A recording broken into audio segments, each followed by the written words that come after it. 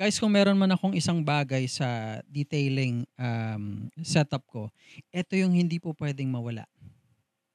Ito yon.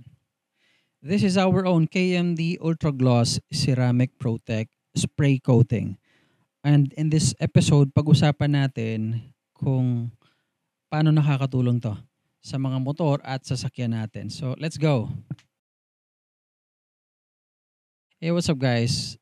What's up mga ka-aro? Welcome back to the channel. Every now and then, I still get a lot of questions para saan to.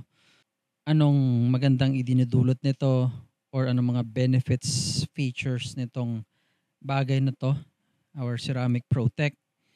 It seems that although nagiging popular na ang ceramic coating, ceramic sprays, meron pa rin or yan na, madami pa rin ang hindi masyadong malinaw to. So, lilinawin natin to and hopefully makatulong sa inyong lahat na nanonood. Okay? Anyway, so this again is our KMD Ultra Gloss Ceramic Protect. It is called like that for good reasons. Okay? Pero una, pag-usapan muna natin bakit or ano ba ito basically. Kumbaga what it is. Basically, it is an advanced ceramic spray coating na nagbibigay ng solid na protection. And at the same time, instant talaga na kintab sa mga surfaces ng sasakyan natin o ng mga motor natin. Okay? So, think of it as something na, may effortless application pero professional level result. Okay? Madaling gamitin kasi to.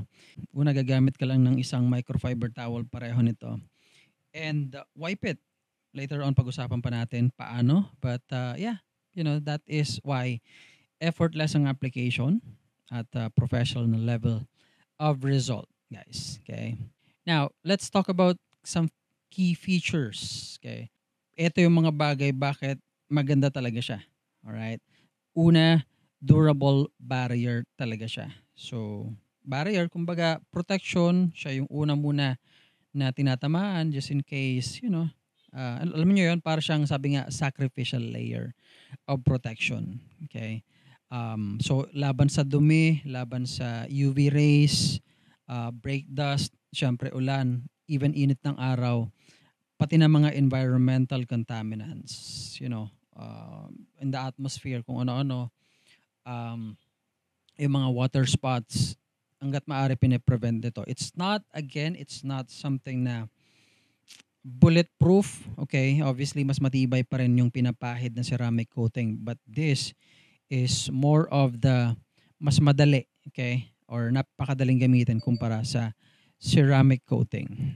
Okay, so hindi lang basta kintab, kundi protection, which is very important. Pangalawa, easy application as in spray mo lang, okay, either sa surface ng sasakyan mo o sa, dito sa microfiber towel, and then wipe.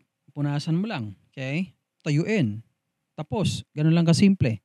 So, walang special tools, kundi microfiber towel lang. Walang kahirap-hirap at definitely pang beginner. Pangatlo, high gloss finish. So, ang maganda sa kanya, protection na pero pampakintab pa. It's this is the fun part, no? Deep, wet, glossy shine ang binibigay niya. So, lalo sa mga matitingkad na kulay ng mga sasakyan, black na sasakyan or dark na sasakyan, lumalabas yung pagkakintab niya. Pag white, yes, definitely. Okay. That's proven. In fact, I've seen, nagpakita ko ng mga ilang videos na in the past na talagang, actually, kaka-post ko lang pala, na napakakintab ba din ng isang puti. Puti na yun, ha? I mean, normally kasi, sa puti, hindi siya masyadong kita unless talagang, alam mo yun, bagong detail. Yung tipong parang, alam yung tsura ng sasakyan mo pagka gumagamit ka nito, parang laging bagong detail. So, pangatlo, or pang-apat, water repellent. Pag naglalagay ka nito, lalo ngayon pag nagtatag-ulan or pag nag-uulan, makikita mo yung sasakyan mo parang dumudulas lang yung tubig for quite some time. I mean, it's not gonna be forever kasi syempre contaminants dumidikit pagka napapabayaan lalo natin. Pero the water repellent characteristics of it, makikita mo lalong-lalo na pagka bagong apply siya, dumudulas lang yung tubig. Nagbi-beads, which is what we really love. Okay? Mas madaling hugasan at mas konting effort sa maintenance. Yan. Ito talaga. Okay? And it's also safe for all surfaces. So, pwede sa plastic, pwede sa glass, pwede sa metal. Okay? And no worries dun sa mga surfaces na to. Isang produkto lang, lahat covered na. Okay? Ayan. So, paano gamitin nga pala to? Una, it's actually super simple. Una, syempre shake well. Ito, ayan, nakatakip pa siya pero syempre may sprayer yan. It comes with a sprayer. Okay? So, pagka shake well, spray on clean and dry surface. Syempre, dapat yung sasakyan natin o motor natin na wash yan. Okay? Or if you like, you can spray it muna dito sa microfiber towel. Gusto kong ginagawa yun, especially pagka mga tight areas. Dapat dito muna para hindi nag-splatter, hindi kumakalat. Yung solution, okay? Tapos, wipe it in circular motions. Or actually, kahit linear, okay lang naman eh. Basta, gamit ang microfiber towel, make sure it's tuyong-tuyo, okay? Or talagang na-buff, walang, alam nyo yun, walang naiwang, don't overspray. Huwag masyadong madami, and then tuyuin mo lang mabuti. And leave it for a couple of minutes. Siguro 1 hour okay na. Para nagko-cure.